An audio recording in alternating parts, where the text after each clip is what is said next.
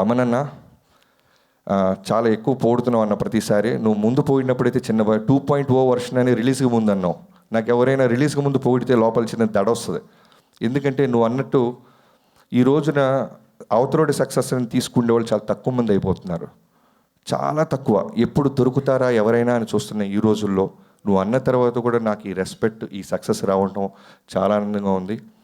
నువ్వు ఇప్పటికీ నాకు గుర్తు 3 నెలల ముందు ఒక వర్షన్ చూపించాను, ఆ రోజు బ్లాక్ బస్టర్ అన్నావు.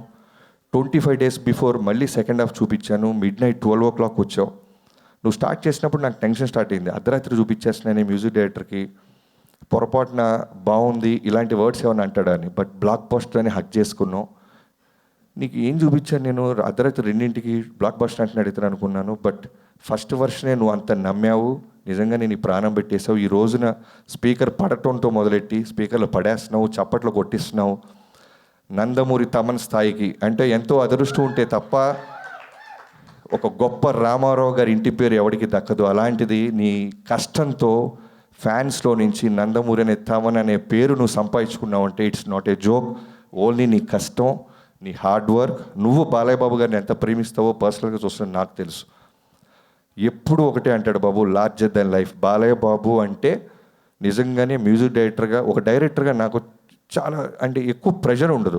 పెట్టేస్తాడు ఇక ప్రాణం.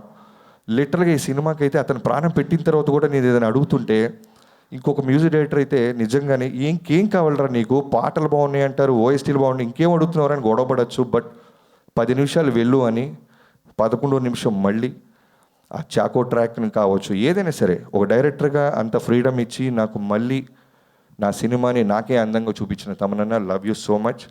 అండ్ వంశీ అండ్ ఇంకెవరైనా రైటర్స్ ఏమైనా మర్చిపోతే నా మేనేజర్స్, ప్రొడక్షన్ మేనేజర్స్, యూనిట్ అందరికీ థ్యాంక్ యూ సో మచ్ అండి.